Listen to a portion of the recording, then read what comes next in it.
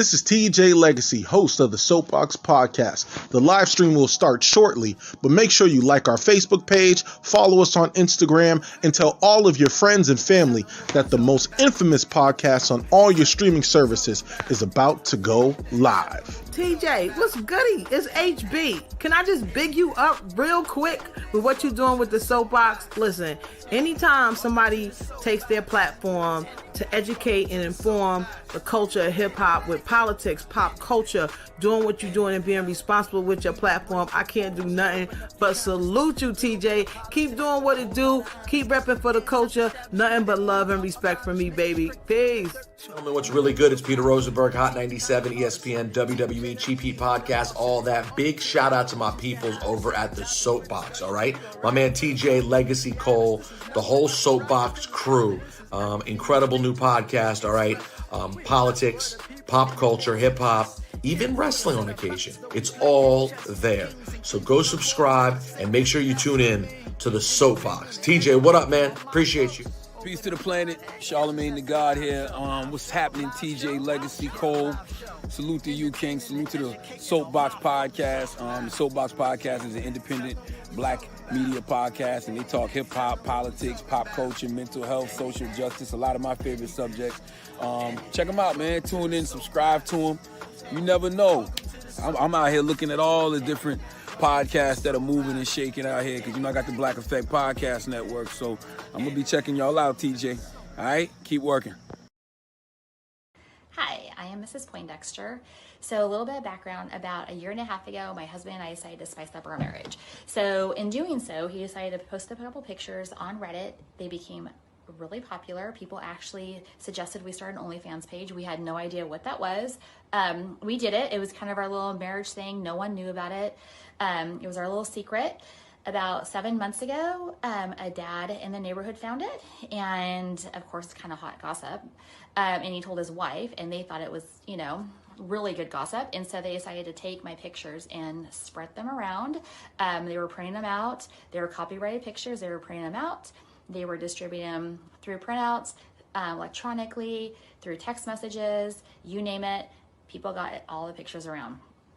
I was getting text messages. I was getting voicemails. Actually, I have a good voicemail from a dad, really laying into me about how disgusting and disturbing I am, how I should pack up and move out of town.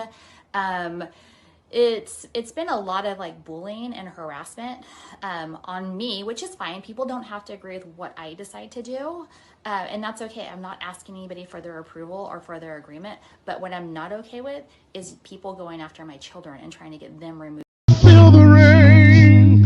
I feel the rain. I feel the rain. I feel the rain. It's raining all over me. I'm moist. I'm moist. Call and response, I said I'm moist. I'm moist. Good God, I'm moist. I'm moist. Yes, I am. Rain all over me. I'm saturated. I'm saturated. I'm saturated. I'm saturated. I'm saturated. I'm saturated. Yes, I am. I'm saturated. Yes, I am. Yes, I am. I'm damp. I'm damp. I'm damp. I'm damp. Lord, I'm damp. I'm damp. Oh Lord, I'm damp. I'm even wet. Wet all over for you, Lord. Wet. Lord, I'm wet. Wet. Will you open the door? Yes. What's going on, everyone? I am TJ Legacy. Welcome to the Soapboxx Podcast. I am joined by my host, reporter, all the way. We jumping right into this thing because we are going to talk about Mrs. Poindexter and her kids being expelled for her Onlyfans. Also, we're going to talk about the fact that we got a lot going on. We got a lot going on today. So tonight's episode is called Modern Warfare, and we're going to talk about all different types of warfare, whether it's psychological, whether it's all this other good stuff, propaganda, everything. So all the way from Tallahassee, Florida, ripping the highest of 7 hills. What's going on, Giovanni? How you doing? Well, what's going on is I am preparing for the legislative session coming up next week. So I will be getting rest and I'll be all in the papers and talking to legislators leading up to next week. Other than that, I'm good and I'm happy to be here. What's up? That's good. That's good because you know what? I know that you'll be doing a lot of reporting and talking about the unemployment system that still hasn't been fixed. I know there's some people that still haven't gotten their unemployment benefits. And I'm sure these anti-protest bills, HB 1 and Senate Bill 484, right? Yep, that's correct. HB 1 and Senate Bill 484. See, Anti-protest bills is what we call them. yes. But, So according I to know the governor, they're public safety legislation. Yeah, so we'll definitely want to get your thoughts on that as the weeks progress. Thank you for being here and all the way from NYC. What's going on, my man, Alan York? I'm moist. I'm saturated. I'm damp. I'm Listen. lathered. What's up, y'all? Listen, man, I'm telling you, these preachers getting out of hand. I don't know if he went to Miss Poindexter's Onlyfans before that, but that was the appropriate intro song. Hey, for the week. he's either out of hand or got something in hand. I'm moist. I'm damp. Listen, as you all know, thank you all for listening and watching us on the Soapboxx Podcast. Those who are following us, who are streaming, make sure you follow us on Soapboxx Podcast with 2X, Soapboxx Podcast with 2X. As you all can see, we are down 1, but not forgotten, because we on the Soapboxx Podcast are on full baby alert. Baby alert. Baby alert. Whoop, whoop, whoop, whoop, whoop, whoop, whoop. So we are on alert. As Jesse, she's officially on maternity leave. Like, she's any day now. We can get a text and a confirmation picture that we are. What'd you call it last week, Giovanni? We are pod parents. Yes, we are pod parents. Yeah. Parents. Yes, we are. For those, we are affectionately called pod parents. So, shout out to Jesse. I know she's with us in spirit, but she is focusing on herself, her body, her care, making sure that she delivers a happy, healthy baby. And we wish her the best of luck as we are. She doesn't want to do any interviews in the delivery room, but it is what it is. It is what it is. Yeah, we did try. We did try to get the official scoop, but it just didn't work out. It didn't work out that way. Hey, y'all, let's jump right into it, man. Let's get into Celebrity Selfie. Let's get some of these stories kicking. So, all right. Go ahead. Well, I was just getting ready to go ahead and jump into the Tiger Woods car crash incident. Prayers go out to him and his healing. It was one of those car crashes where you have to say, I'm very grateful to be alive, and probably your whole life changes after that on the way you just think and operate. So I'm definitely wishing him well, Alan. Yeah, it was definitely a situation where you heard the news before you got the details, and anytime something like that happens is extremely, extremely scary. But I recently, and I'm not sure if you guys have done the same, on HBO Max, I watched the Tiger Wood document. And a part of that, yeah, I've been watching it. Me too. We all done, papers. Okay, we on the same page. Yeah, we get some really little sham.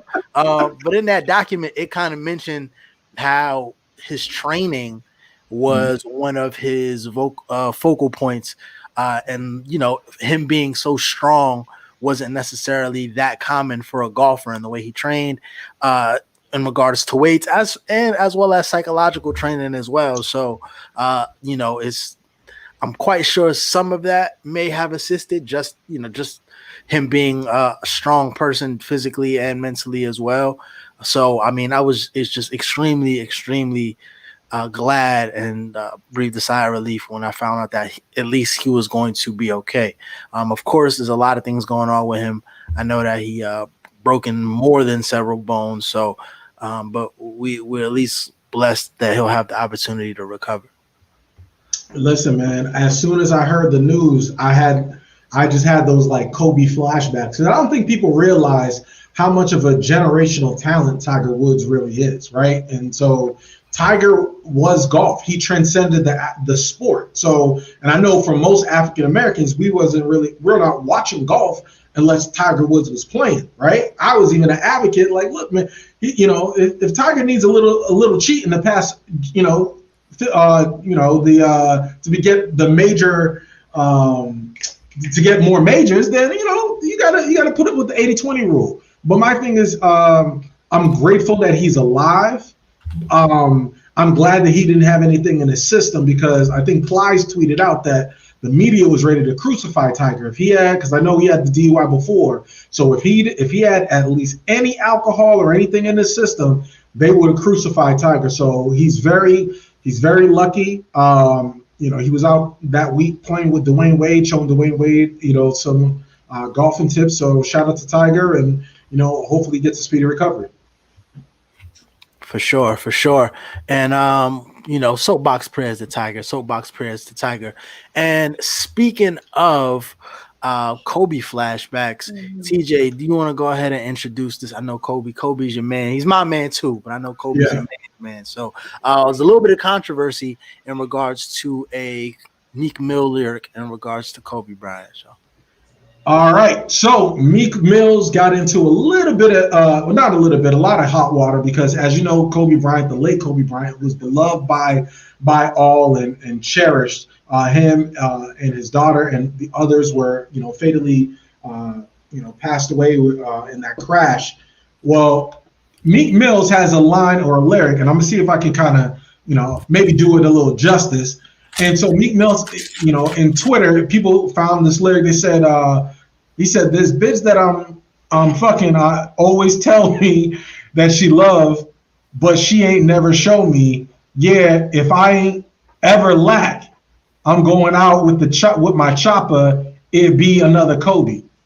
All right. So Vanessa Bryant came out and basically was like, and I'm paraphrasing here, was like, look, sir, I don't know, I'm not too familiar with the music, but your lyrics are very disrespectful to Kobe. It's not honoring him, so forth and so on. So Meek Mills, in typical Meek Mills fashion, decided, he came out with a tweet and was like, he's going into savage mode, fuck your feelings, and then kind of did the moonwalk once people got backlash on that, thinking that he was directing that towards Vanessa Bryant, Kobe Bryant's wife, widow wife.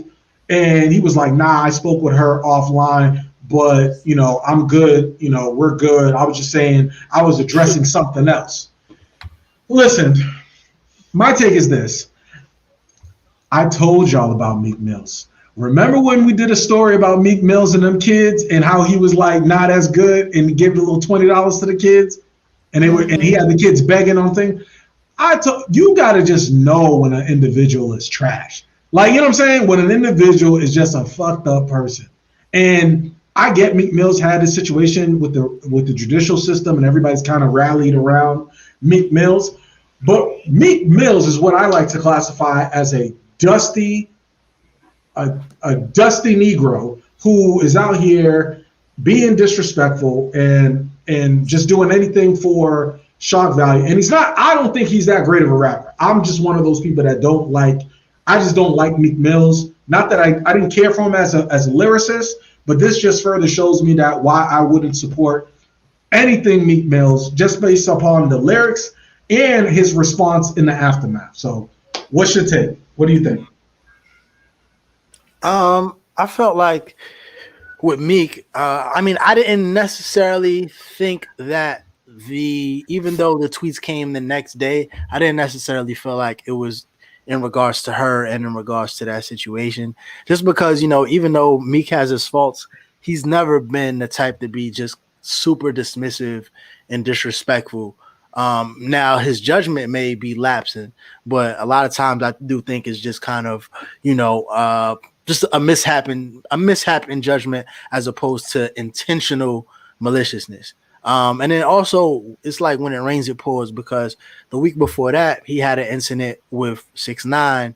And a lot of people were getting on him in regards to how he handled the situation. So, but probably the last week or two or so, he's kind of been venting his frustrations with the internet and how he's being attacked and perceived XYZ. And all of this is just an accumulation.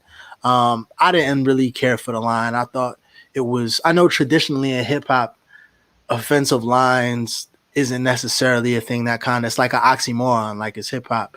You can't really be offensive, but everybody knows that Kobe is one of those lines that it's an unspoken rule. And, even what he said, it wasn't any sort of offense to Kobe. It was a metaphor, but at the same time, we all know that Kobe and Nip are like our soft spots. So the regular rules really don't apply to them. I'm glad that he apologized to Vanessa behind the scenes. I wouldn't have wanted to see him do it in public because we wouldn't care for that anyway. So I'm glad that he cleared it up with the family, and he lives to fight another day. I mean, it's a non-story. I mean, it's a story, but it's a non-story to me. I think that Meek, you know what? I blame his publicist. And I why you say that? Because I feel like you gotta know the artist that you represent, and if you're gonna come out with something talking about somebody who passed away, who's an icon in the community that he represents, like, you just gotta know what's a go and what's not. So obviously they're not really in tune to something that could possibly harm him, even though I feel like it is acceptable. It has been acceptable to rap about death, of course, in any rap, but it's too early. I feel like it's too early. Like, people are still sensitive if you try to say a joke about Michael Jackson, and there are plenty of comedians who have joked about Michael Jackson since he's passed away. So I just feel like if we are gonna crucify Meek Mills for this whole Kobe situation, it's because it's too early. Too soon. Read the room. Too soon. Maybe if it would have came out 5 years from now, it probably would have been more like deep or something, like heartfelt, like, dang, chopper like Kobe. But it was just too soon, and I'm pretty sure somebody sent the lyrics to Vanessa. Yup. It was me. I sent it. I sent it. I said, Vanessa, look. But you know what? Shout out to Vanessa Bryant, because Vanessa Bryant, anytime anybody gets out of pocket with Kobe's name, his legacy, anything regarding Kobe, she don't play. She's in a pocket. That is a definition of a ride or die. Now, look, I'm not going to say what I was about to say, because again, I'm going to read the room. It's too soon. But I will say, shout out to her standing by Kobe Bryant in life and after death. So, speaking of Kobe, what's Kyrie Irving had something to say about Kobe this week too. After it was the anniversary of his wake at the Staples Center, and Kyrie Irving had some thoughts. What were those thoughts? Go ahead, Alan. I thought this was your guy, Kyrie Irving. Okay. Oh, shoot. All right. Got it. Good. Pass me the ball. Don't need to pass it like Kobe. Listen, Kyrie Irving thinks that Kobe Bryant, all right, as we all know, that the NBA, Kobe Bryant, who did pass away, as we were talking about, he feels that and I'm not sure why it's not coming up on the screen, but anyway, the NBA logo is of the NBA legend, Hall of Famer Jerry West, right? Mm-hmm. However, Kyrie Irving thinks that the NBA should change the NBA logo to a logo featuring Kobe Bryant. And his justification was, hey, Black Kings built this league, so we should have a black man on the logo, and who better than Kobe Bryant? So my question I'm posing to yourself and Alan is, are we doing too much remembering and honoring of Kobe, or is it justified that Kobe should be the NBA logo? Well, Vanessa Bryant is fully supporting the incident, so that's a plus. I feel like it is. I think that a woman's voice and her being the wife says a lot, because, like you said, she's just not really sitting on the sideline. But I guess I'll let y'all really talk about the depth of the NBA logo. I would stand by Vanessa Bryant's side and support this great cause that I think should happen. Shout out to Giovanni Hampton, just Giovanni, our resident ride or die. Go ahead. Wait, I do want to say something else though. Okay, now I don't see you're gonna do something. Don't let the devil use you. I really just because of the way that Kobe Bryant passed away, I think that is another factor into why they think he should be on the cover. But does that cancel out Michael Jordan? That's my question for y'all. Yes. Yes, this is not his conversation. Okay. We're going to put the crying meme as the logo for the NBA, because that's how people remember Michael Jordan. Sneakers and that crying meme. People don't care about his play anymore. They've forgotten that. LeBron is embracing Michael Jordan. Let's not be blasphemous. Giovanni got me fired up because she brought in the conversation of Michael Jordan. Look, can't Kobe have something? I did not know that you was an MJ hater. I'm not an MJ hater. What I am is, no, Michael Jordan had his time, whatever, but I mean, Kobe has more points than Michael Jordan. The reason Kobe does, like, I don't want to get into the whole MJ Michael debate. Kobe is my Michael Jordan. So I will defend Kobe to the day I die. And I think if he was the logo, and plus Jordan has the Jordan logo, so you're not going to put the Jordan brand. It would be a conflict with sponsors that you have the NBA logo and the Jordan brand, conflicting. That's my excuse. Alan? Yeah, I mean, well, Jordan's logo as of this year is on a ton of teams' jerseys on the front. So from my understanding, I think that when they were thinking about changing the logo to Michael Jordan, they was going to change the silhouette just to kind of get around it business-wise, because he is in business with the league as being a sponsor for a lot of different teams. So you'll see the Jumpman logo on a ton of different teams, which is crazy in itself because he tortured a lot of these teams. So that's the interesting thing about Michael. In regards to the logo, he tortured. In regards to the logo, a part of me, I think a big part of me is a traditionalist, and I'm okay with just leaving the logo how it is, right? I definitely do think there is other ways for Kobe to be immortalized. Like I know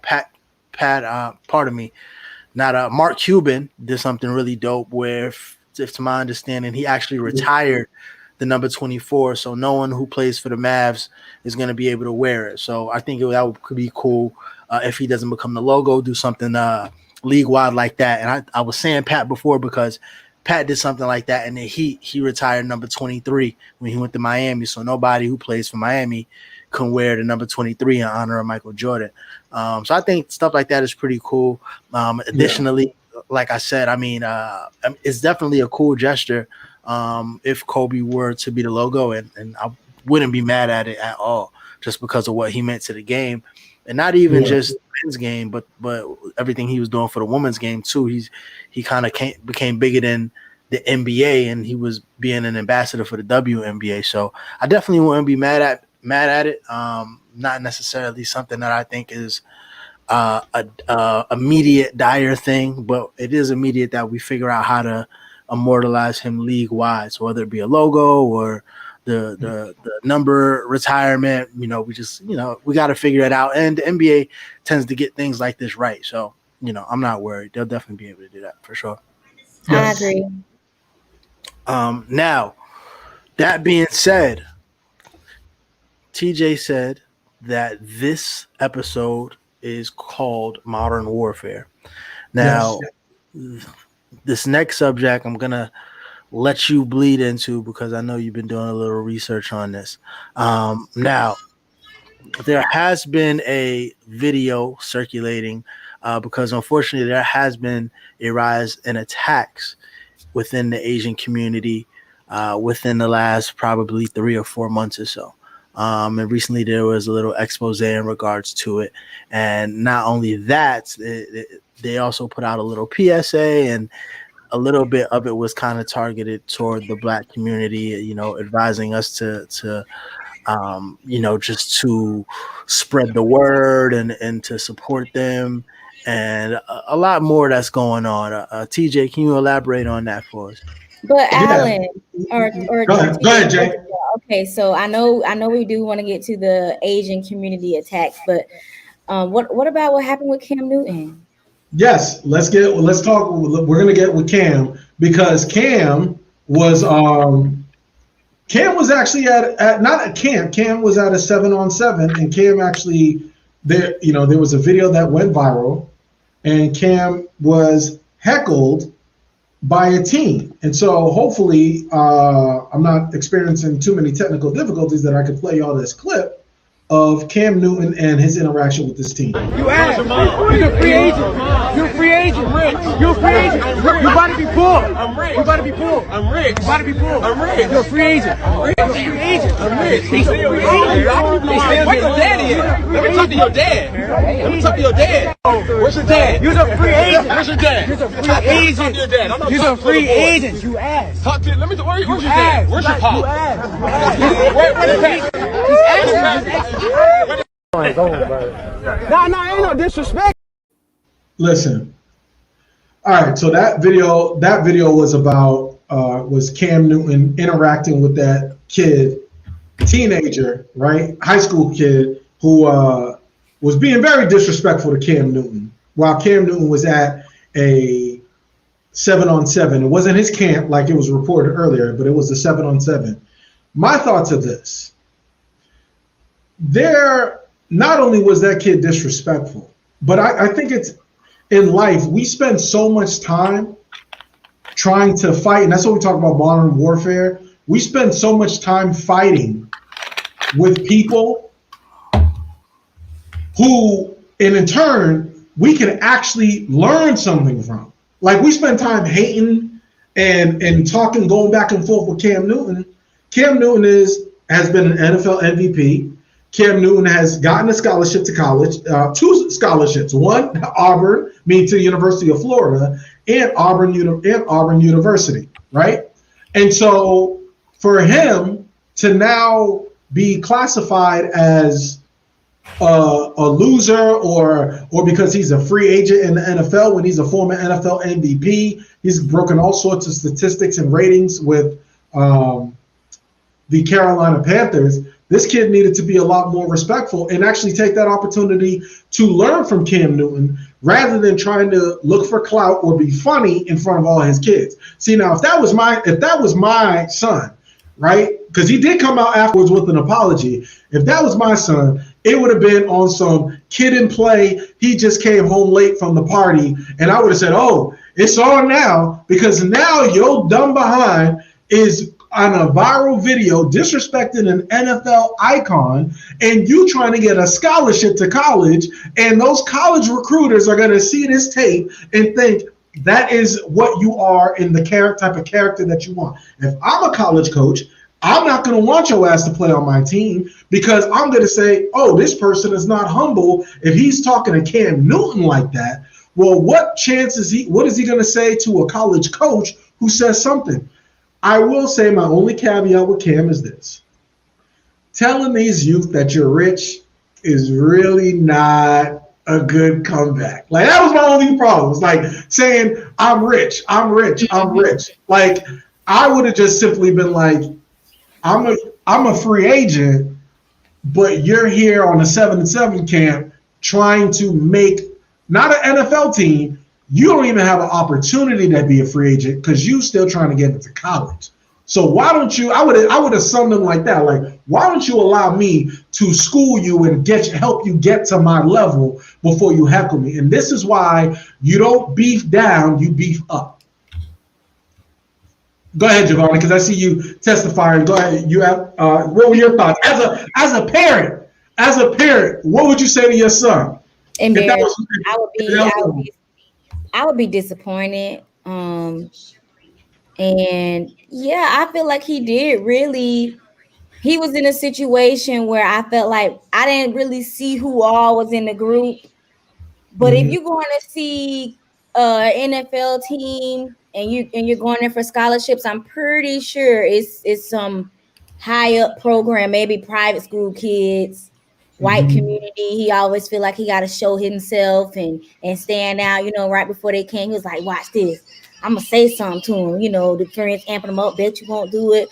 White classmates probably amped him up to do it, and it's embarrassing. It's embarrassing to see, and I do feel like that was a chance for Cam Newton to give back. I mean, not give back, because when we say give back, we always think of like monetary things, but just to really pour into a child at that point, like, listen, son, he could have just been like, I'm not your enemy. And this, I'm not your enemy.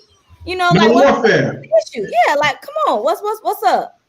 And then maybe the young kid would have said, no, I'm just playing, Cam, I love you. But he was really looking for some type of interaction. He really wanted Cam Newton to acknowledge him for some reason. And then, like I said, he probably was trying to show out in front of his classmates. But as a parent, I'll beat the I'm gonna whoop your butt. On the field too. I'm coming back to that same spot. Byron, you drop your pants and you finna get a whoop and bend over. Like, no, that should have not happened. That is embarrassing. They made that little boy. He didn't get no cool points for doing that. Nah. He didn't get no cool points for doing that, and I'm pretty sure he's feeling real idiot. I don't know. I'm just making up some words, but idiotic was a good one. That was good. You got it. I just we got to teach our kids how to represent themselves in situations like that, and unfortunately, that shed a light once again the negative part of Black people. Here go this little boy hoodlum talking gangsterish, and this is why we can't have them in our program, because this is how they act. So that just, I'm sad that had to go viral. Yeah, I mean, but I would want to know, like, what prompted that. Like, I'm sure Cam wasn't just walking the sideline and the kid was like, "Are you trash?" And that's like, what.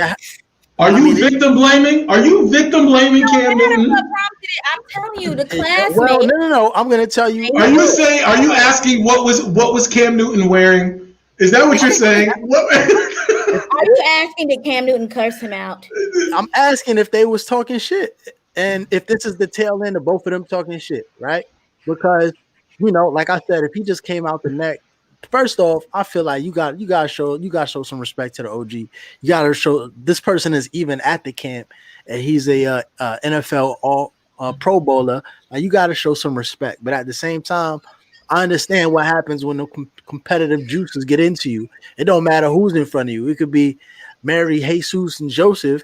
If they talk shit, and you may want to feel like you want to talk some shit, and then that it can easily snowball. 1, 2. I am definitely generally under the impression that the first person who brings up money in the argument loses, because at that point you don't really have much else to say. I told you that was my only thing with him. Yeah, but at the same time, I didn't completely feel like that, because Cam is saying that he's rich from football, right? I mean, he didn't say that, but we know Cam is rich from football. So you could feel how you want about me right now in the present day. At the same time, I can tell you I'm rich because I've made a living and made a lot of money. What you're telling me I'm quote unquote trash at. So, the proof is in the pudding.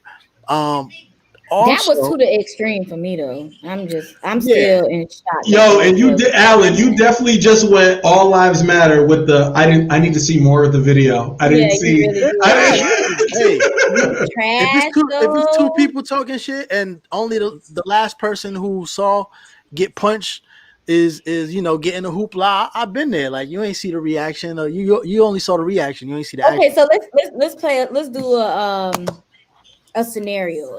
Let's say Cam Newton was talking to the kids, right? What was he saying though? He was like, yo, y'all okay, he was trash. talking to the kids. No. Cam Newton was talking to the kids, like, hey, if you want to be in my position, this is what you have to do. And then he saw the little guy texting. And he said, see, that kid's not going to make it because he's not paying attention. Yeah, you trash. Fuck out of here, Cam. And then the boy responded, you trash. Yeah. And then also, you got to think too, this kid is 13 years old, I think he was. 13, 14 max. Listen, the last time Cam was in the Super Bowl, that boy was 6 years old.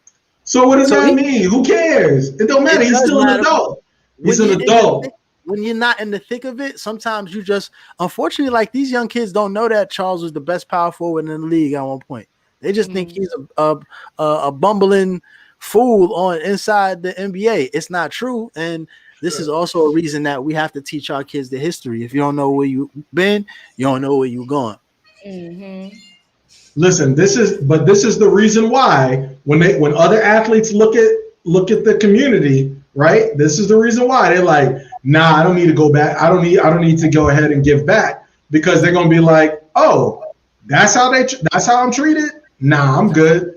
So also, we gotta be mindful of that. But let's keep it a rack. If there's 30 kids there and there's only one kid heckling and the one kid makes you not want to go back as opposed to the 30 that's showing you love, then you're just looking for an excuse not to go back. I don't really subscribe to that. You already know that's not how it goes. It is, but I'm just saying. Well, no, it is. The love, celebs say all the time, the love always outshines the hate, but the hate is just louder, just ratio wise. 30 people gonna come up to you and tell you I love you. 2 people gonna tell you they hate you, and it's gonna be the 2 people that they're gonna focus on all night instead of the 28. That's just how life is. Also, I disagree. Like a lot of people were saying, I disagree with people saying he can lose an opportunity. He's not gonna get no scholarship. First off, these coaches don't care about that shit.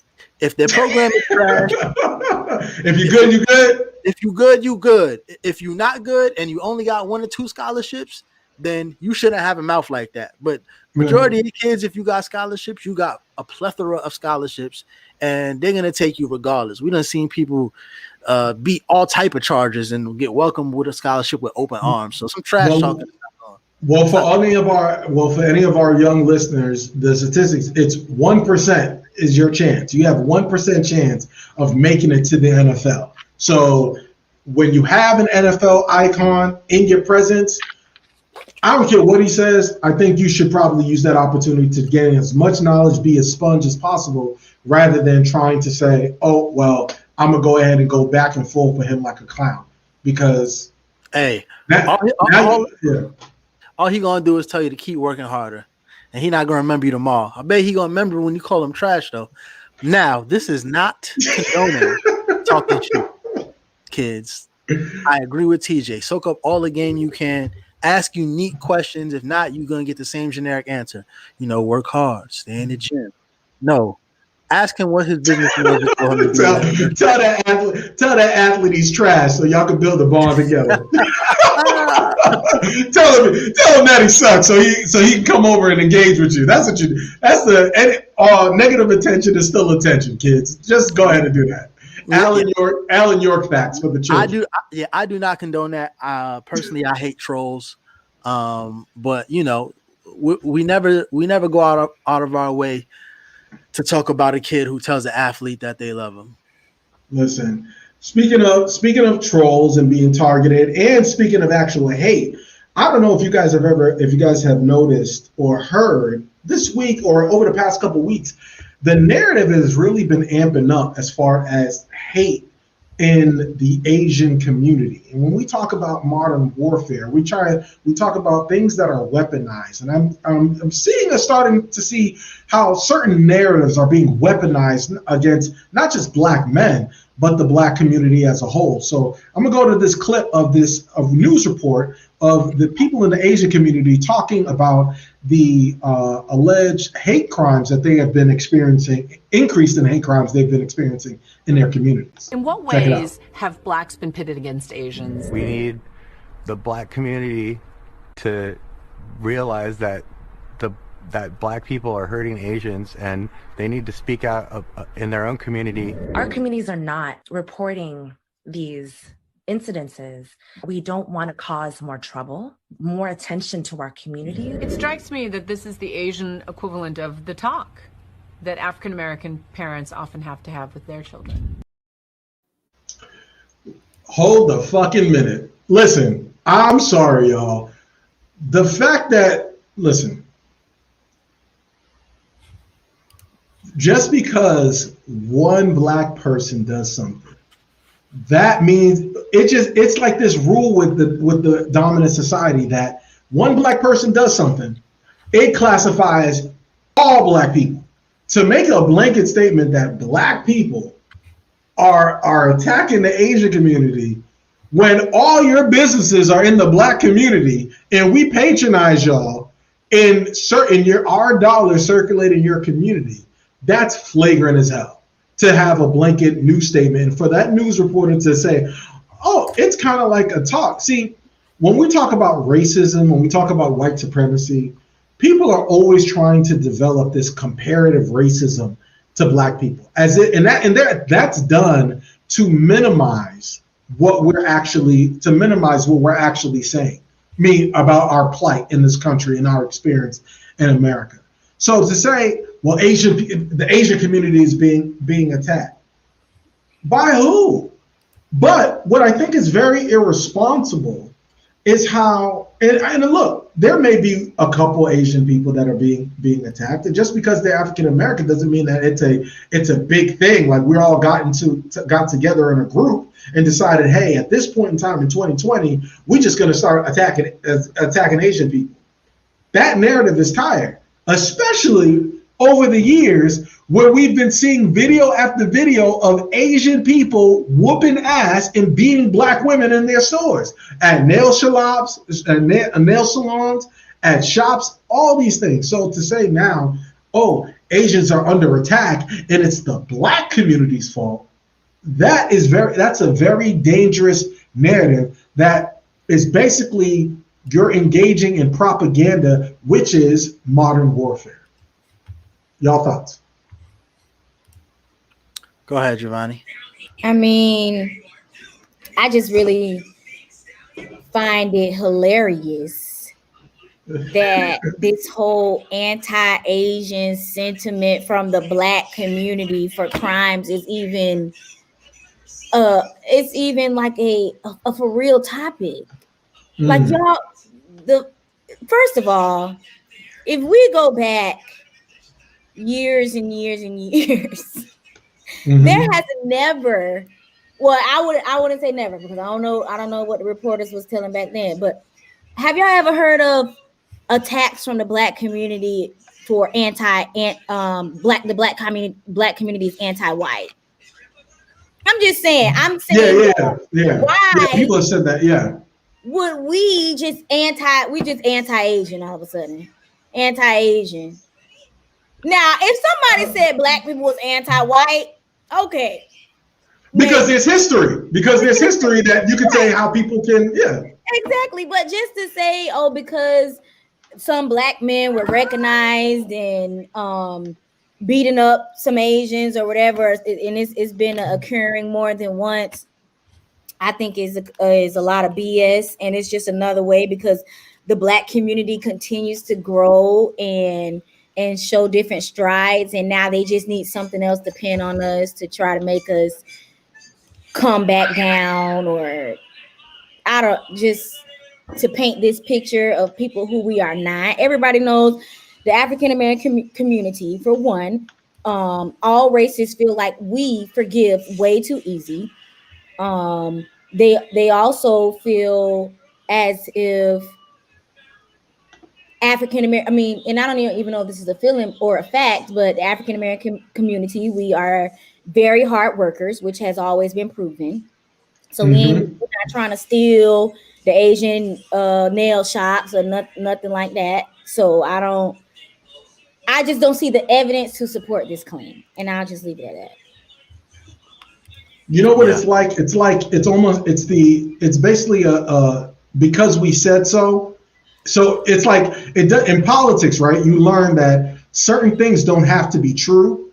Like you just have to keep saying it. We see this in sports, right? When we have a narrative about one guy in sports, then all of a sudden that narrative is the narrative that gets played on ESPN, Fox Sports 1, over and over and over again until it actually sticks. And then we're like, wait a minute, that's who this person is. And it could be completely a false narrative, which is propaganda. And so go ahead, Alan. I want to get your thoughts on it as well. I wanted to say one more thing to follow back up with you, TJ. Yeah, go ahead.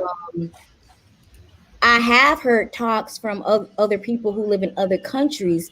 That is why they come to America and automatically treat Black people the way that they do, because they've read the articles, they've watched the movies where Black families are always struggling, or we're the slaves and we don't have a foundation when it comes to families, or they don't showcase us in the big businesses and working for the Fortune 500 companies or owning the Fortune 500 companies, and they come to our country belittling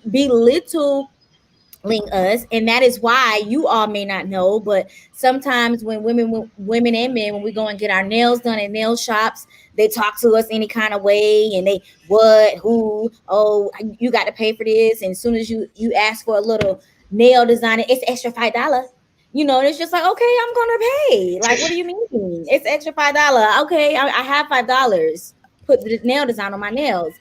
And yes, it is propaganda, and it's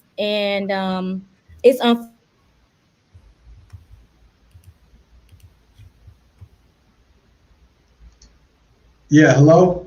Yeah. So no, I got you, with Jay. the nation doing activity. And she explained to me how her and her family, they were struggling because of the pandemic, and they were unable to get the PPP loan, etc. Me being a reporter, I was able to help this Asian woman out and give her some contacts, and this is who you need to contact. This is who your state legislators are. This is the small business development community who you need to reach out to, who can help you fill out your application. So there are good relationships between African Americans, Black people, whatever y'all want to whatever we want to say, people, and Asians. And honestly, I think Asians would be very limited in their businesses if it were not for the Black community, because I do feel like we support them the most. Yeah. I just wanted to point out this picture that they said that Asian lives matter. I'm good.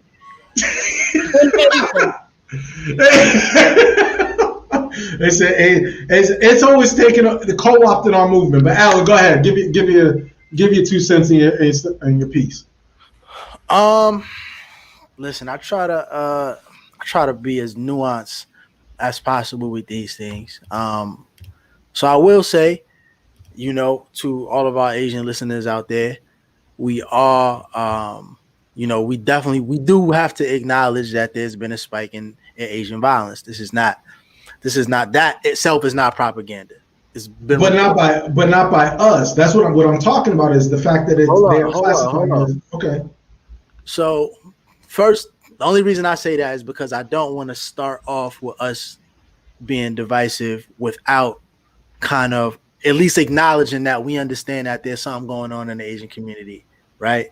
And that being said, of course, we are going to stand for the oppressed. Like, we understand that. Like NYPD. So the NYPD reported, like, just since the pandemic itself, has been a rise in Asian crimes and Asian discrimination by 1,900%. And this is just since the pandemic, right? And of course, the pandemic has been labeled as the China flu. And we know that on that side of things, we understand who's pulling the strings and who is pushing that propaganda.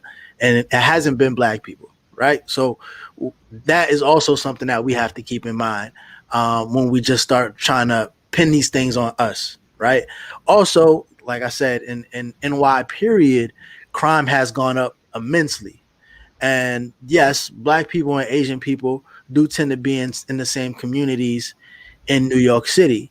Now, I think it is an extreme stretch to say that Black people are targeting Asian people in these crimes that are happening, because, New York is just such a melting pot.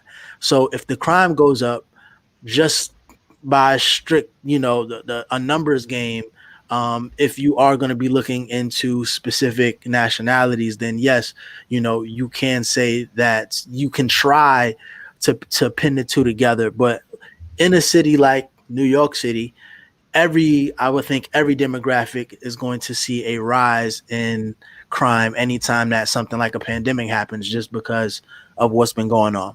Now, also, I would like to acknowledge a couple of things here, just because I was reading something that said in specifically Chinatown, and this is in Oakland, California, there was like 20 robberies within the last couple of weeks, right?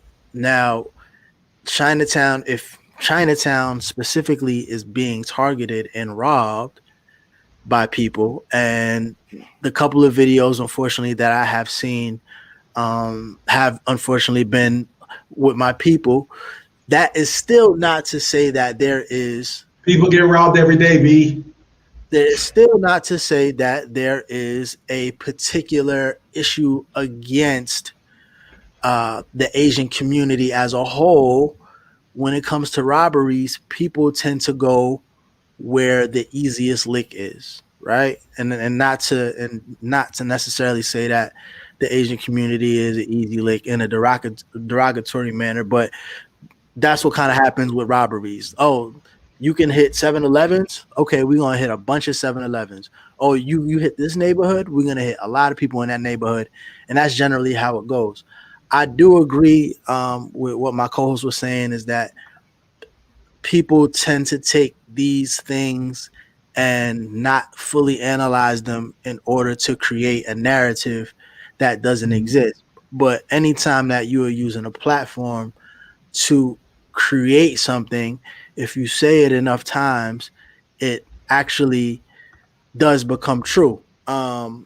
Another thing I want to say as well, before I get off of this, is, and the reason why it was a reason why I brought up the NYPD and in New York City versus Oakland and Chinatown, and that's because I wasn't privy when I was younger that, like, Black people and Hispanic people, like, there was a war in Cali. Like, I didn't know, because of the fact that I grew up in places in New York and then in Florida where Black people and Spanish people were akin to each other. Even if their parents wasn't the fondest of us, but our peers, we didn't necessarily see each other as being too different. But on the West Coast, it's completely segregated by color: Black, brown, and yellow. So if there's something like that going on the West Coast, I'm not really at liberty to speak on, because I understand that those cultures are different.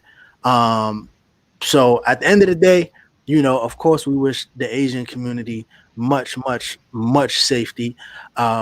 And we just have to be mindful of the things that we are putting on a national platform, because we're not talking just in the house. It's not Asian people talking to Asian people, or Asian people talking to Black people, or Black people talking to Asian people. Once you get these power structures in play that understand that they can tug on your emotions and pull strings in a way that they shouldn't be able to be pulled, then you're different with a different type of beast. So I just want everyone to kind of be mindful of that before anyone just starts driving narratives. You know what I'm saying? Well, I would say this: if the people in the Asian community, I've listened to Alan, He was very eloquent in his dereliction of what he was saying about the Asian community. I say this: if you are uncomfortable around Black people, or you feel like Black people are attacking you, then I think those businesses that are in the Black community, for their safety, maybe you should sell it to Black owners or business owners so that you are not in harm's way. Because I would hate for any more Asians to be attacked or to feel uncomfortable in any sort of way. So therefore, but TJ, they're saying that these attacks are happening in Chinatown, like in their community, not in. Correct. So if they're happening in Chinatown, God knows what could happen in our community if they're there caught by themselves. So all those businesses that you have in the Black community, you should probably relocate those businesses to Chinatown just for the meanwhile, so that you're not safe or in harm's way. That's my solution. That's my quick solution. But I do want to go into, when we talk about modern warfare, I want to address something else. Here's another narrative about the Black community, and this time it comes from the founders of the Me Too movement. And here it is. First on CBS This Morning, we are revealing a new campaign aimed at changing the conversation around sexual violence within the Black community. We As Ourselves was created by Me Too International, the Time's Up Foundation, and the National Women's Law Center. Today, I pledge. I pledge. We pledge. We pledge our commitment to show up for you. We promise to get refocused around how the realities of sexual violence plagues our communities and weakens the bonds that we have with each other. We are committed to raising our voices in love and solidarity, even when it's hard, even when it's complicated. If you're seeing this or hearing this, know that you won't have to go it alone any longer. Boy, 1 in 5 Black women are rape survivors. 1 in 4 Black girls experience sexual abuse. Me Too founder and executive director, that's Tarana Burke, and actress Jurnee Smollett, who you just saw at the end of the video, join us now to discuss. Good morning to you both. I love the video. I think it's so powerful, so important, and so needed. Tarana, please start us off with how you hope this will change the conversation on this topic in the Black community. Well, hi, good morning, first of all, and thank you for having us. But I really hope that we can start having the conversation more in the Black community. Right now, we don't even talk about it enough. You know, outside of accusations against famous men, where we have to have debates about who's right and who's wrong and who did what, we don't really talk about survivors and the Black women and girls and boys and men and trans and queer folks who are dealing with sexual violence in our community outside of, you know, popularized conversations. Yeah, I hadn't thought about. All right. Listen, when we talk about propaganda and modern warfare, there's a sleight of hand trick that I don't like. And especially when it pertains to Black women, victims of sexual assault, I do not like the sleight of hand trick where it's like, we're talking about something that obviously that we all should be concerned about, which is the topic of sexual assault, right? And making sure that survivors are heard. That's not the issue, okay? The issue is the selective outrage from movements like Me Too and Time's Up when it comes to who is the perpetrators of that violence or that sexual assault. That's number one.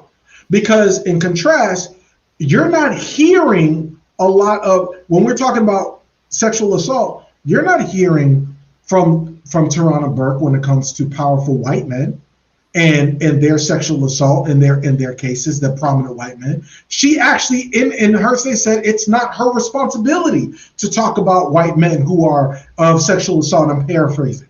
She said that. But when you have this narrative, right, and to make blanketed statements, the Black community is not talking about these things as if the entire Black community is negligent. I know here on the Soapboxx Podcast, we've been talking about sexual assault. We talk about domestic violence. We talked about human trafficking. I know that there are organizations, grassroots organizations within our community and within that are, and black women who do talk about sexual assault, and black men as well. But to make a blanketed statement that what they're trying to do is exactly what the NFL tried to do when it came to the Ray Rice situation, right? Ray Rice, the NFL player who him and his wife got into that physical altercation in the elevator. They're trying to make black men the face of sexual assault, because I know in these spaces, they don't go after white men. And that's why they receive such BLACK-lash, because I would say a lot of black people on Twitter were like, nah, we're not feeling this. It's not because they don't care about victims. They don't want victims to be heard. But when it came to the NFL, to the young lady who was just assaulted by the big white NFL player for the Seattle Seahawks, and she was assaulted and almost killed and rendered unconscious, you didn't hear a peep from any of these movements. People actually had to say, yo, and it was the black community that rallied around this girl that said, hey, this victim who said, hey, why isn't the mainstream media actually talking about this? But when we weaponize these narratives, black people are, think about what's going on. Black people are attacking Asian people, right? We're attacking Asian. Asian community is under attack by black people. And then on top of that, it's, well, black people aren't talking about sexual assault and the black victims stuff. It perpetuates that same narrative and that stereotype that we are inherently violent, which is an agent in an old white supremacist tactic towards the black community. Black men are violent, black people are unruly, they can't be trusted. And so that in turn turns into, well, they need to be over-policed. We need to have more law enforcement in the black areas. Oh, we need to have more militarized weapons in the black, just in case black people get out of hand. And then we have more policies that are influenced by these narratives in order to give other groups more rights, and black people are then still subjugated by those same policies because the media and these agents perpetuate these stereotypes. And it's a sleight of hand trick, because if you go out and you say, well, no, I don't like the fact that you're bringing up that conversation, they make it seem like you're anti-giving women who have been victims of sexual assault a platform to speak. And that's not it. What we don't want is for you to blanket our community as a whole to say that we aren't doing anything to protect our black women in our community, knowing damn well that over the summer, how many black men, black athletes, all these people came out in droves for Breonna Taylor, speaking out for Breonna Taylor, people who are coming out marching, all these activists or these people, black men and women, advocating for social justice. And what I don't like about some of these organizations, right, and a lot of these organizations are liberal, is that they're actually trying to have this gender divide between the black man and the black woman, and we don't see that type of stuff happening and that type of propaganda or those type of militarized tactics be used on any other community. And so we have to be cognizant of the psychological warfare and the propaganda that is being perpetuated on our community, on our women, on our children, and our culture as a whole. Giovanni, your thoughts? Well, I agree with you. I mean, I feel like your sentiments echo my sentiments. I do feel like they are just trying to showcase the black community in a negative light, and it's not anything new. I just don't. I sometimes it's frustrating to talk about, because even with Alan, mentioning that we have to acknowledge what's going on, which is very true, but so many things in the black community have not been acknowledged. Like, it's talked about, but it's not really acknowledged. We are still trying to pass laws for discrimination, and we are still fighting, and we had to come up with the sentiment that Black Lives Matter. Mm-hmm. We like, why are we still saying this type of stuff? So it's just like, I have not, and I'm not saying that they do not, but I have not been to a protest and seen an Asian. So, you know, maybe y'all have, and that's in Orlando or New York, because I'm pretty sure the Asian population is different than what it is in Tallahassee. But I don't really feel like I have it in me as much anymore to defend so many people who do not defend us. And it's funny you said that, because even today, as we speak, before we got on air, we had the House, and I'm kind of diverting a little bit. We had the House pass the Equality Act, which allows the people within the LGBTQ community more the access to. Let me make sure that I'm getting it right.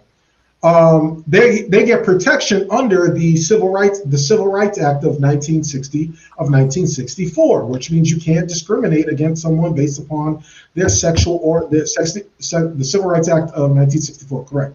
Which means you can't discriminate against people against their sexual orientation or their identity, right? Basically, if they are transgender. Correct. So there are a lot of people that have spoke out against this, because they said, well, conservatives have spoken out and said, well, this is an attack on women because they've seen an influx of transgender people integrating into women's sports, women athletics, right? You can't no longer discriminate based upon someone's gender identity, which also means you can't discriminate whether or not someone identifies as a female, that they can now go into a bathroom. And so I bring that up to say this, right? And we can get into the minutia of the legislation of itself once it gets into the Senate, and then we'll keep everybody updated on the Soapboxx Podcast. But it goes to Giovanni's point, where it's like, wait a minute. Black people marched, got beat on the Edmund Pettus Bridge, and did all of that work and dealt with racism and white supremacy and dogs and hoses and all this other different stuff. And other groups, whether it's groups of immigrants, whether it's the Asian communities, that other group where they try to lump us into the whole people of color conversation, they get to piggyback off of our struggle, off of our blueprint, off of our work, in order for their demographic, their communities, to receive the benefits and protections under the law that Black people still don't get. That's a problem. And the reason we bring up the topic of these narratives that are being perpetuated on Black people is because they use these same narratives as to say, this is why they don't deserve shit. This is why the Black community doesn't deserve to have equal protection under the law. Well, we can't give them equal protection under the law because they're attacking Asians. Well, we can't protect Black people against violence and assault, because look what they're doing to their Black women. They're sexually assaulting their Black women and not talking about it. These narratives, all in all, we have Asian communities, right? They are now supporting people. What was it? NYC, Daniel Holtzclaw. They wanted Daniel Holtzclaw, who sexually assaulted those Black women as an officer. They rallied to get him off. So it goes to Giovanni's point where it says, hey, we are showing up. Black people historically show up in droves for other communities. And that's why now when we talk about the conversation of reparations, that's when we talk about the conversations of having a Black agenda, Black folks are like, wait a minute. We're not going to keep caping for all of these other communities. And then when you turn around and tell us what you can't do for us, and then go to other communities and pass laws to protect them. And the reason that they can do it, which I'm trying to get everybody to understand, is because these narratives that are put out there by a Tarana Burke, who's silent when it comes to women, Black women being assaulted by white perpetrators. Let's call it what it is, right? when that narrative is out there, they use these people who are agents. When we talked about a series of agents of white supremacy, they use black people and a black face to perpetuate these narratives, similar to a Candace Owens, right? So that we can then be either further harmed, or less protected, and black men can now, it can be open, and it always comes back to what black men aren't doing. The narrative of black men being absent in the community, black men not doing this, black men not doing that. It always comes down to black men. However, when it's white men doing these crimes, you're silent. There's no documentary. There was another LGBTQ man. I guess he was prominent in the Democratic Party, and I keep forgetting his name. What his name was, but he was drugging African American men, sleeping with them. What is his name? Hold on. Oh yeah. What's his name? Hold on, y'all. Forgive me. Hold on. GBTQ. Ed Buck. Ed Buck. Thanks, Giovanni. Shout out to Giovanni. We don't have sound effects. We'll work on that. Ed Buck was raped, and we talk about victims of sexual assault. Here's someone in the LGBT community, Ed Buck, prominent member within the Democratic Party, who had black men die under his supervision, under his care, and people weren't talking about it. Where was Tarana Burke and all these people then? So it's the selective outrage when it comes to who is actually victimized. And then when black men are painted as the violent perpetrators, then we all want to rally to the truth. And my last point is this. Journey Smollett, okay? You need to sit this one out. Not because you're a woman who's speaking out about people in assault, all right? And I'm pretty sure y'all know where I'm going with this. Isn't your brother still being investigated whether or not he's telling the truth about some attack that he received in Chicago? Wasn't Juicy? Aren't you Juicy's sister? Juicy Smollett, as Dave Chappelle calls it. Isn't that your brother? Aren't you? So why don't you handle that conversation and talking about believing people, right? We want to believe people. Well, guess what? This black man wrote a piece defending in the Sentinel, defending Juicy Smollett, or whatever his name is, Jesse Smollett, defending him, talking about, I can't believe it. And then it came out that a lot of what he said was fabricated. So here it is, me putting my career on the line and coming to your defense while you out here basically coming up with false narratives and stuff. And so we gotta watch these liberal organizations. We gotta watch these people that are perpetuating these narratives out there, because they're extremely dangerous for our community, our youth, and our culture as a whole. But I'm gonna go to you, Alan, because I know you got stuff to say. You got stuff to say. Hi guys, my name is Alan. Here comes our resident. The A in Alan stands for all lives. All lives, Alan. That's what we're about to call you. I have a retort.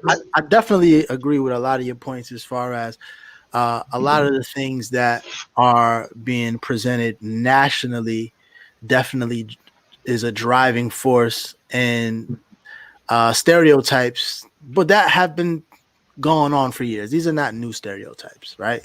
These are just stereotypes that have been perpetuated within the last couple of centuries that a lot of people do feel by bringing up certain subjects in regards to our community, they're not helping.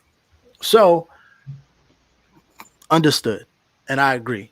But I do have I'm going to present a question, short answer, if you can, TJ. So we agree with the actual notion, and just kind of going to what this topic at hand is. We agree in this notion that there should be more of a conversation specifically within the Black community, about how we can better serve and protect each other when it comes to sexual assault. That's not debatable. That's not debatable. You're correct. All right, cool. So the message itself is non-debatable. Well, hold on. My caveat is, just so I'm clear, my caveat is, if we're going to talk about violence, whether it's sexual assault, whether it's brutality, whatever, who's doing the violence? That's my next point. Wait. No. That's okay. Go ahead. Okay.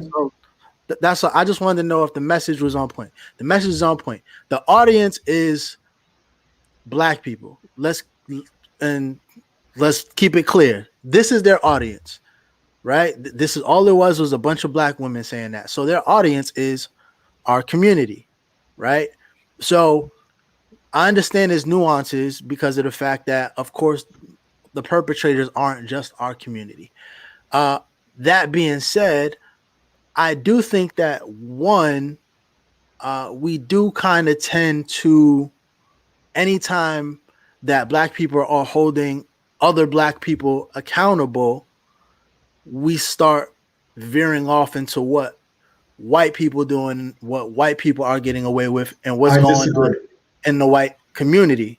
Like, I feel like we often compare how white people are being, how white media and how the white community are being treated as opposed to Black people, right? And I'm not saying that there's not nothing wrong with that, because at the end of the day, we just want equality, right?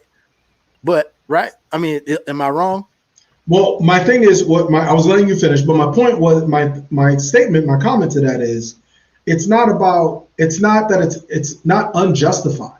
Because when we have Black victims, whether it's a police violence, whatever, the first thing they do is look to criminalize you, right? Trayvon Martin, whether it's Trayvon Martin, Tamir Rice, the first thing they look to do is criminalize you, right? And so Black people as a whole, as a community, are hypersensitive to anybody coming and putting labels on us, because the labels that are put on our community, whether it's our women, whether it's our men, our music, our culture, are more devastating to our community as opposed to other communities. And the reason being is because our culture was taken from us. Because we know that. But if something is taken from you, right, then people are going to be more hypersensitive because you want to protect it. I understand that. Okay. What I'm trying to get at is this, right? If there's a certain message, that's a message that we all agree with, and there is the audience of the Black community, I just want to know how do you feel that these conversations can be had with a level, logical field outside of the historical context, because we know the historical context, but the historical context doesn't take away from the fact that there are conversations that need to be had within the Black community between Black people.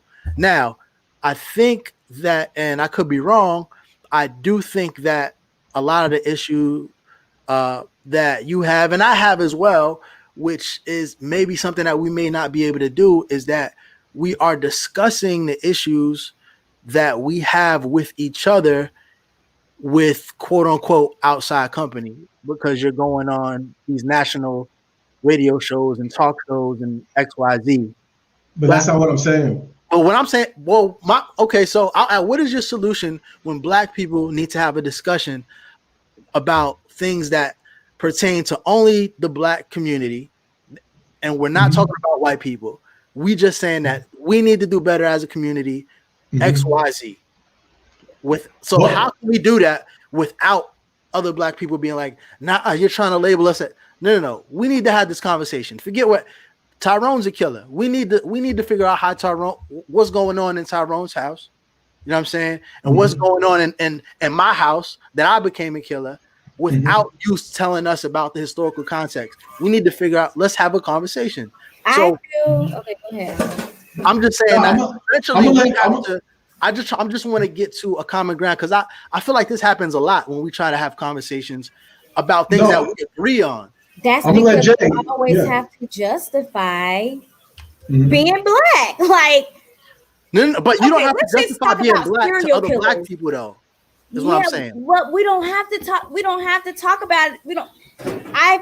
The mainstream media makes it seem like black people are doing things at a higher rate than any other culture, and that is not true. No, but that's we what don't I'm have to saying. talk about I wanna why flip that this away, black though. man beat up this Asian this week. We don't. I mean, it happened. No. But a Well, white I'm man not talking probably about did that. it the same week too. It just didn't get in the newspaper. I'm talking about a conversation between black people about the black community.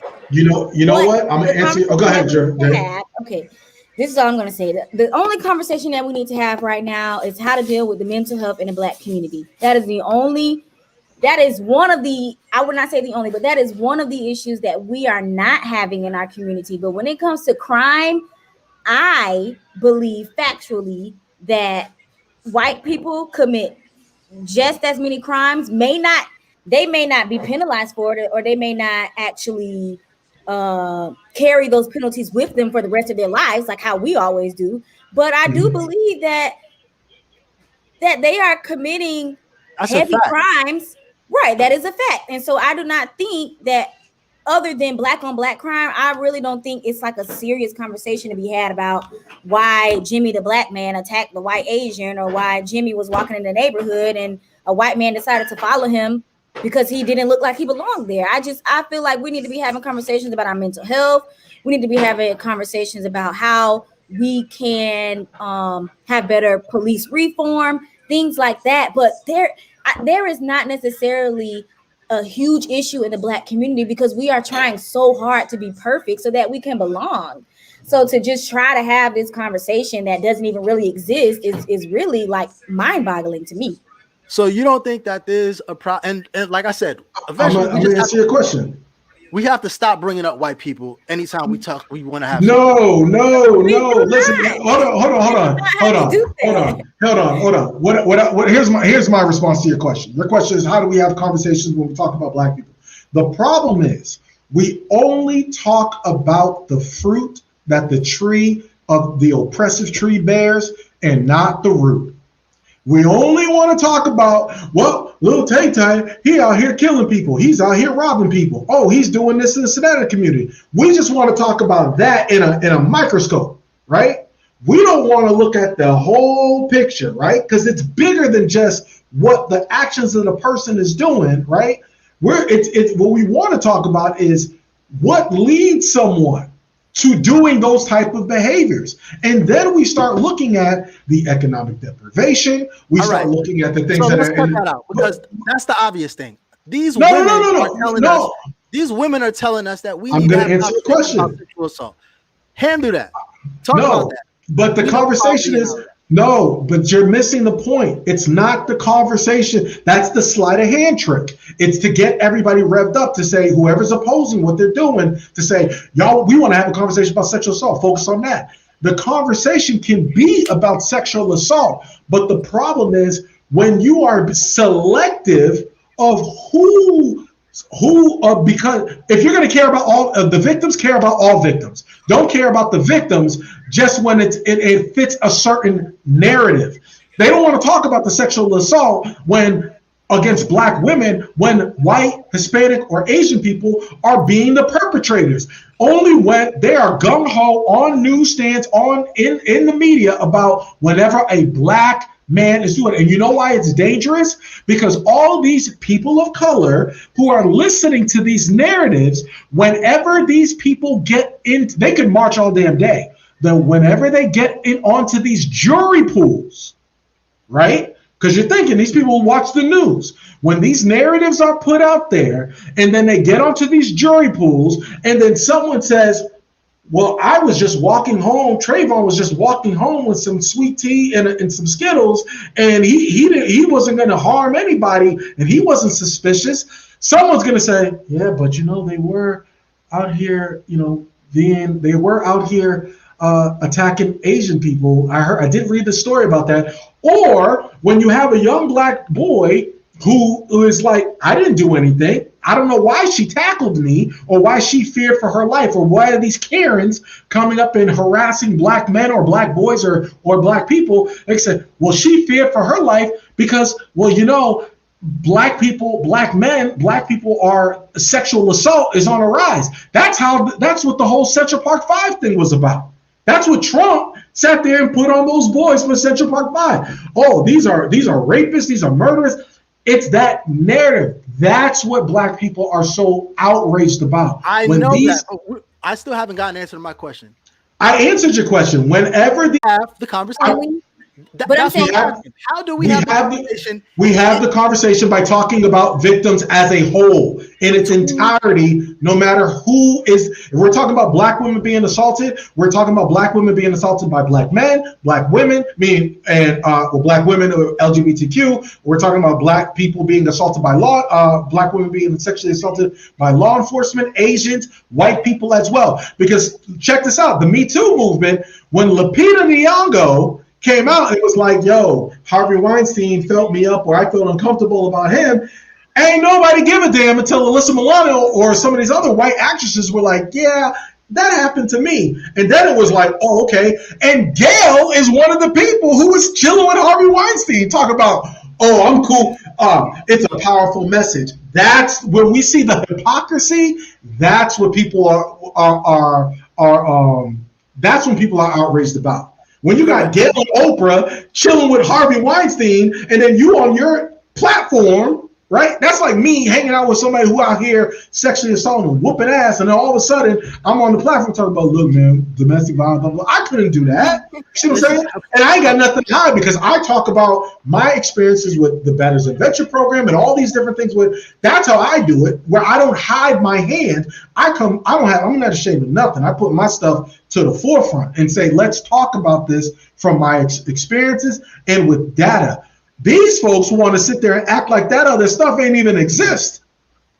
Yeah, I mean, here's my fear, though, right? Here's my fear in all of this. My fear is that there are conversations because black people as a whole, I think we all agree, we can do better. We're doing wonderful, but we can do better. But I think that we do have to create a structure that is our own, that lives outside of whiteness, at least morally, right?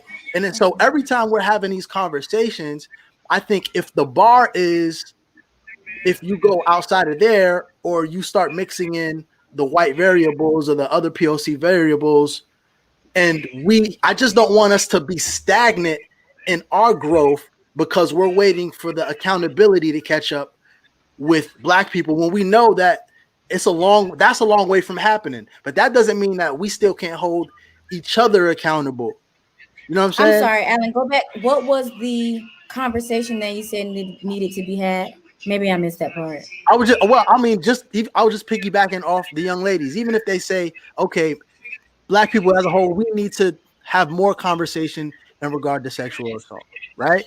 And even if white people don't have a 0% conversation about sexual assault, that doesn't mean that we can't have those conversations. And even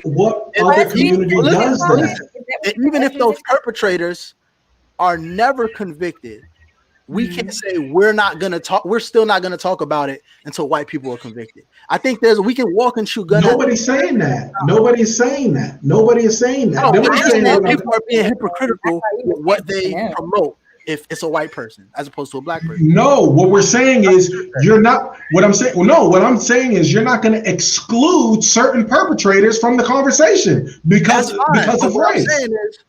But that's the point. That's what they're doing. No, but you're saying we just shouldn't have the conversation because you're excluding these people. That's not what I said. I did not say that. That's not what I said. You said that, no, we shouldn't have this conversation because they're not having it right. And you're only pinpointing. Alan, we do. Alan, I can never say that we're not having a conversation because we have the conversation on the show regularly. What I'm saying, no, you misheard me then. What I'm saying, let me be clear. I'm not saying that we should not have the conversation. I said multiple times, the conversation is valid.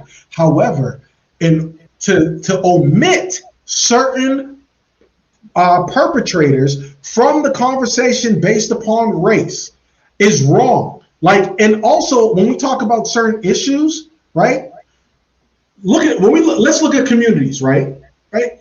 If we want to talk about certain things pertaining to the Black community, that's fine. Things that are affecting the Black community, we can do that. But we're not going to act like there's not a comparison, because when we talk about things, guess what? We live in a global society of white supremacy. When we start talking about certain things in our communities, guess what?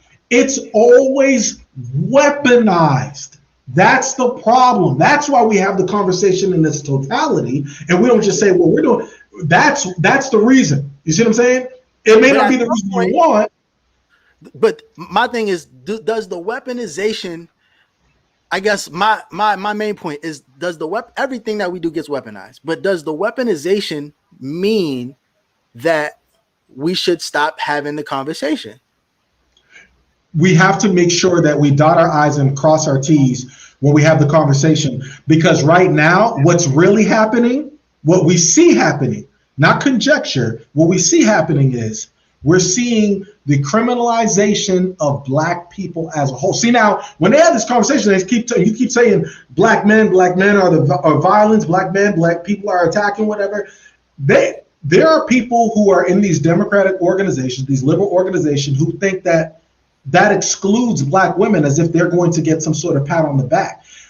When they criminalize Black men and leave our community defenseless, guess what? They go and zero in on our elderly community, our senior community. They go into our youth, and they do with Black women, for instance, right? And I know we're going a little deeper. That narrative, do you know that narrative of where that narrative of a strong Black woman came from? They did that. That's a government ploy. They did that. They did that narrative so that they can use that to justify, well, if Black women are being assaulted by law enforcement, well, she's a strong Black woman. It's almost like the adultification of children. I don't even know if that's a word. I'm pretty sure somebody will check me on it whenever they listen to the podcast. They keep trying to make Black boys and Black girls more adult than what they really are, so that they can justify locking them up or treating them like adults. We see this with the Black girl who was pepper sprayed in the back of a police car. Where is Tarana Burke in the Me Too movement when that shit happens? That's the comment. When is it? We can just talk about Black women, right? Protect Black women, believe Black women, all this stuff, right, Giovanni? That's what everybody's saying.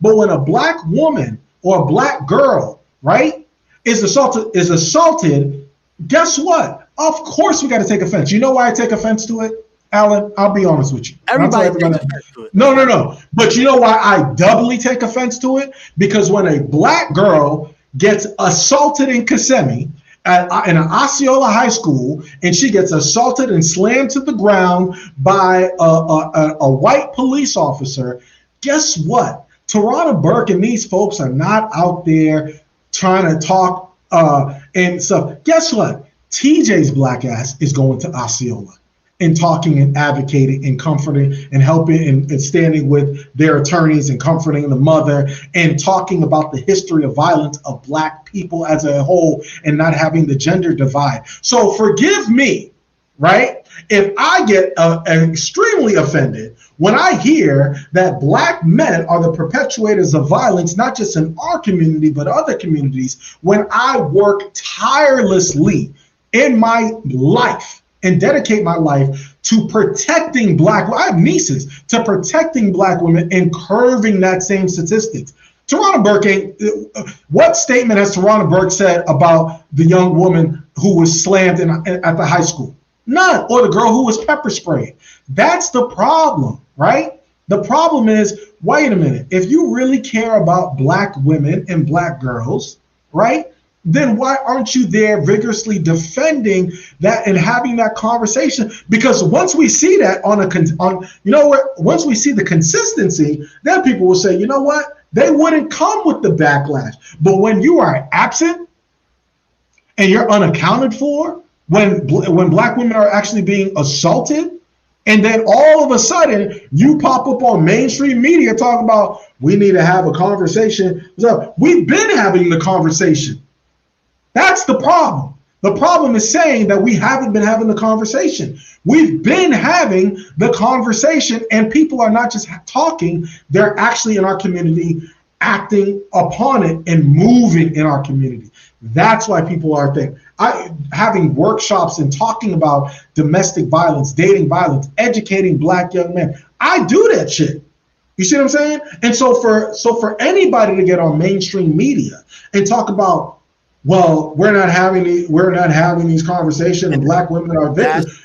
I do more. You have to, not only myself, there's other Black men and Black people that do more to give Black women a voice when it comes to sexual assault and violence. So to have a blanketed statement and be the representatives, who is Jeremy Smollett? This ain't the great debaters. Who is Jeremy Smollett to make a blanketed statement? And she was raised by a white guy. Her dad was white. So who are you now to make a blanketed statement about the black community when you ain't even?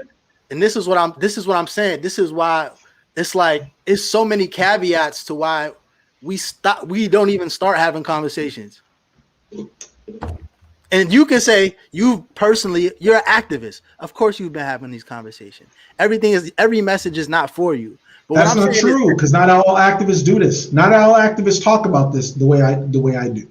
And that's even more of a message to why people, like a lot of people, need to hear what they were saying. That's all I'm saying.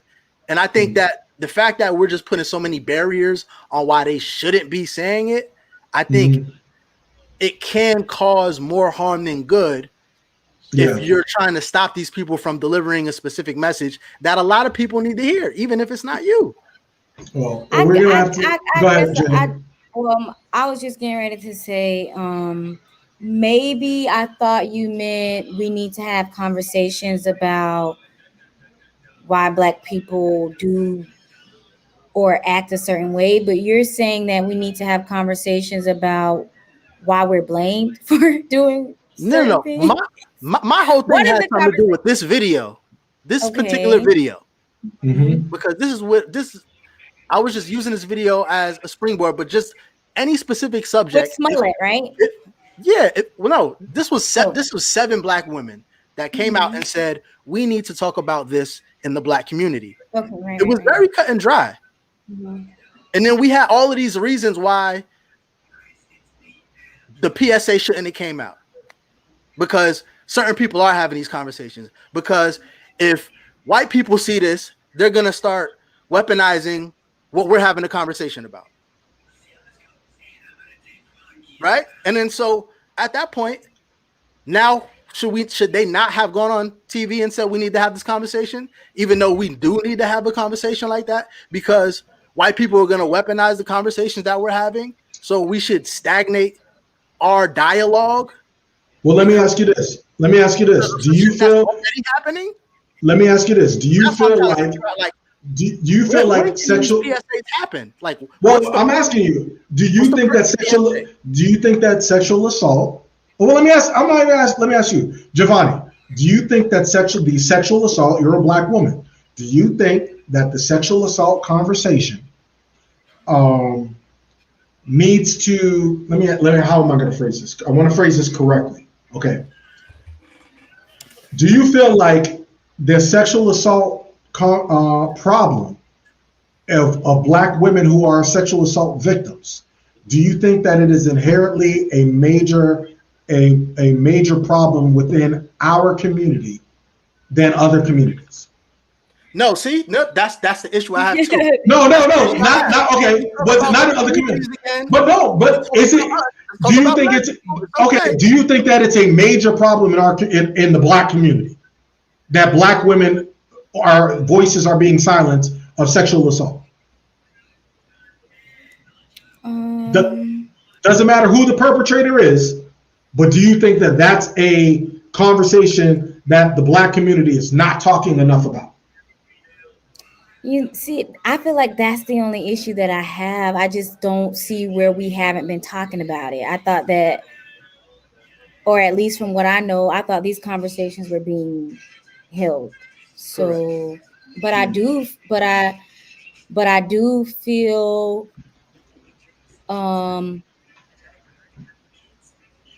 yeah, pretty much what I just said. I feel like I thought these conversations was already being held, and just to piggyback what I was saying earlier,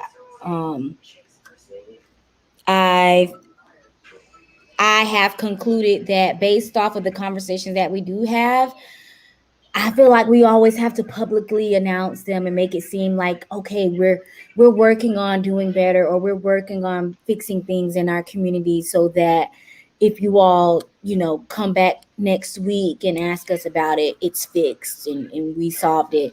And I just kind of feel like the Black community, like anybody else, we don't have to be perfect. We don't have to be, like TJ mentioned, we don't have to have this strong, I'm strong as a Black woman type thing. And it's just, I just feel like the Black community always has to be broadcasted in things that what's going on. Like nobody is asking, what are y'all talking about in the white community? What are you talking about? Well, ain't no white what's community. going on? But no, I was asking that earlier. I know you're saying that we shouldn't stop putting them in it. We have to cultivate our own conversations, or we have to cultivate, like, you know what? I'm not even gonna put words in your mouth, but I do hear what you're saying.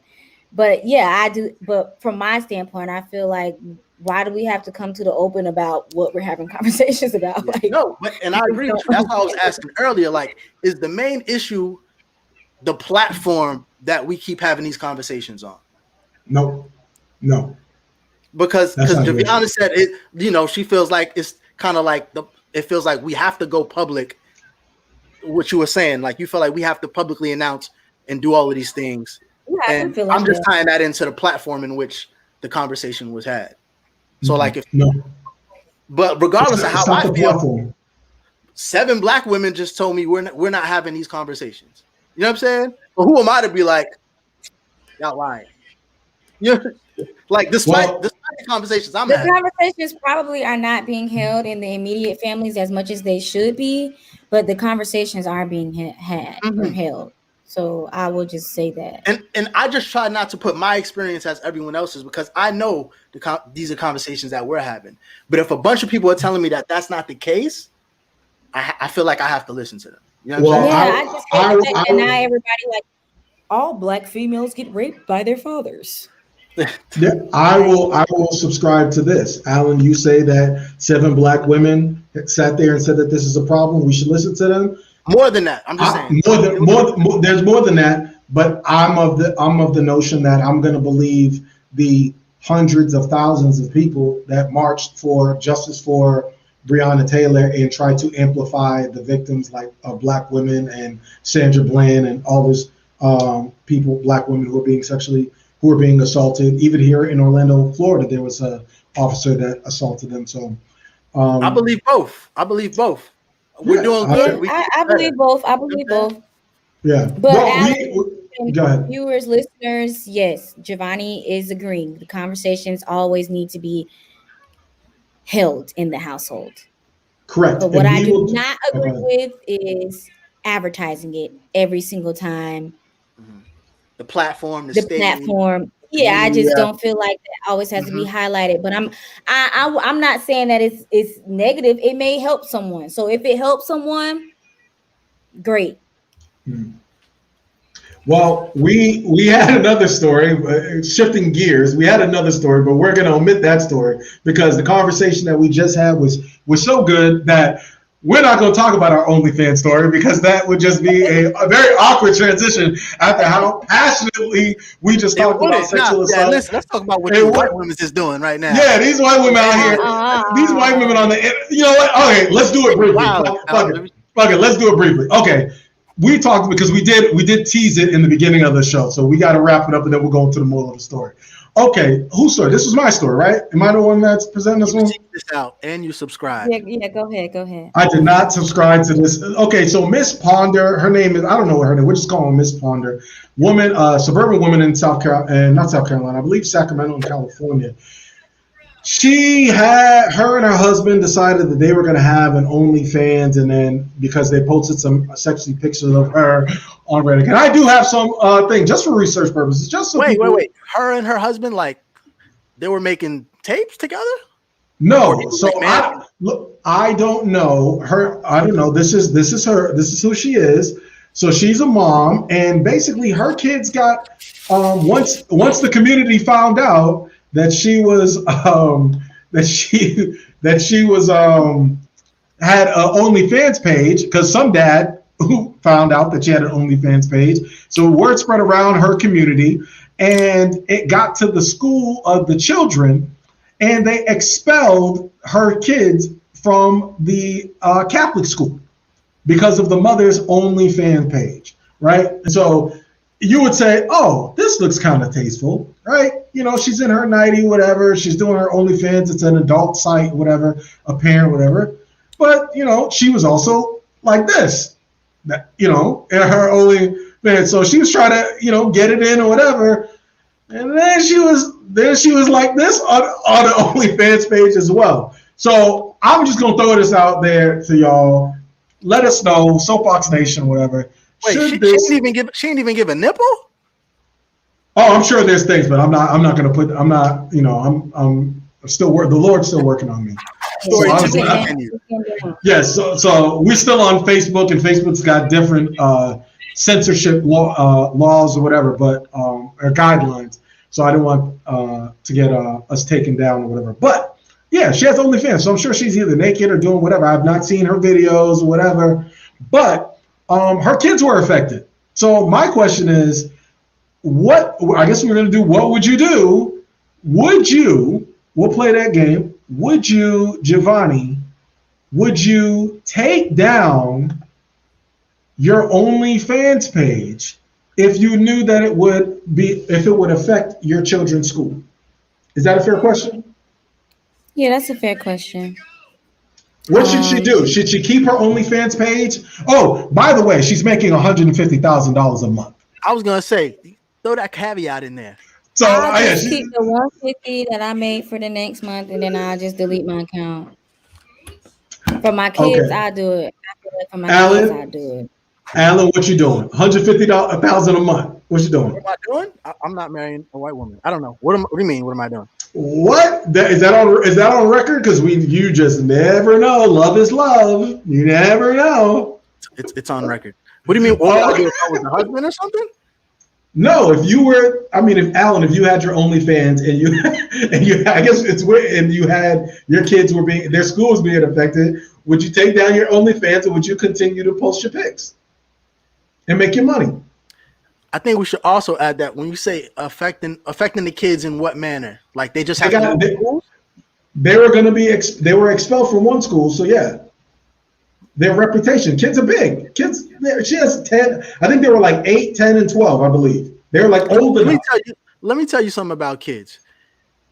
The other kids are not going to care that your OnlyFans was discontinued 6 months ago, so you might as well keep getting this chicken and just move the kids over to maybe another district that the other kids don't really know about it from. You know what I'm saying? It's always loopholes, man. It's loopholes. Listen, I've said it once, I've said it before on the Soapbox Podcast. I'm not going to ever knock the naked hustle. If you're getting paid $150,000 for your photos, guess what? That sounds like a great economics teacher to me.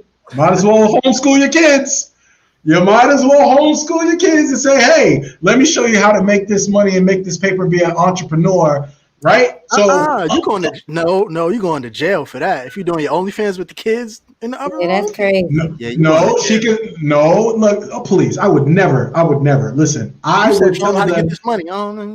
Show them how to get this money. It's not showing them how to take naked pictures. They could be doing the finances, the books. How do you open an account? How many subscribers do you have per month, Mom? How do you do it? See what we criticize the black kid for doing. We need those little white kids to do the same thing with mommy and ask her how you got the game. That's what the kid should have did with Cam Newton. How do you become, Mom? How do I make $150,000 per month? They never want to know that. Hey, But hey, shout out to her saying that she made an OnlyFans and she thought it was going to be private.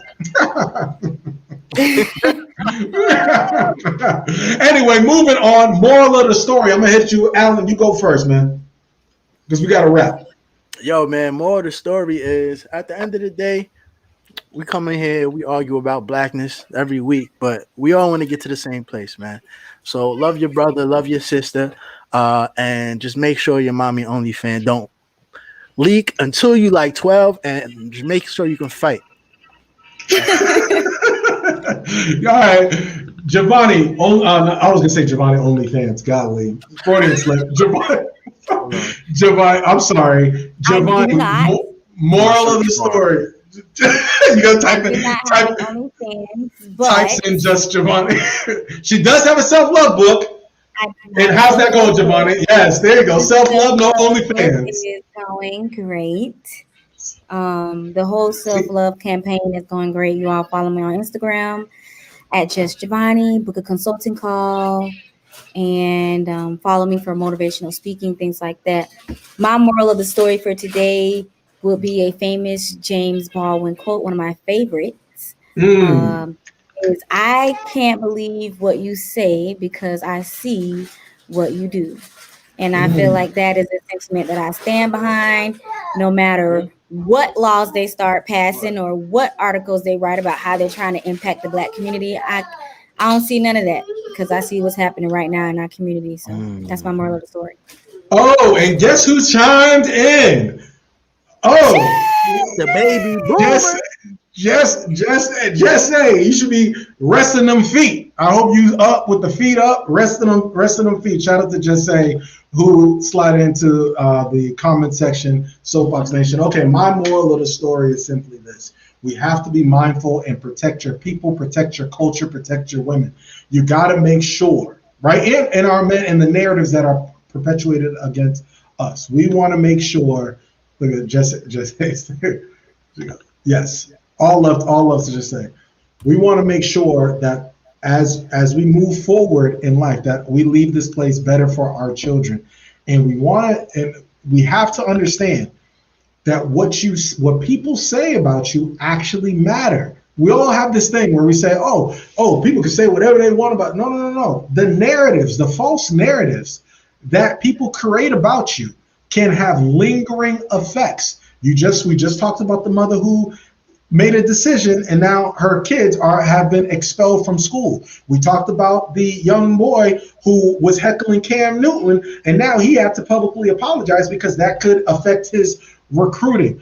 In this modern day, right, we always have to be cognizant and mindful of the warfare that is all around us and what's being weaponized to keep us in bondage and keep us where we're at. So put your armor on, make sure you get yourself a good book, make sure you continue to cultivate your mind, cultivate your knowledge, and always listen to the Soapbox Podcast as we're giving you that heat, that fire, and we are on Baby Watch, ladies and gentlemen. Baby Watch.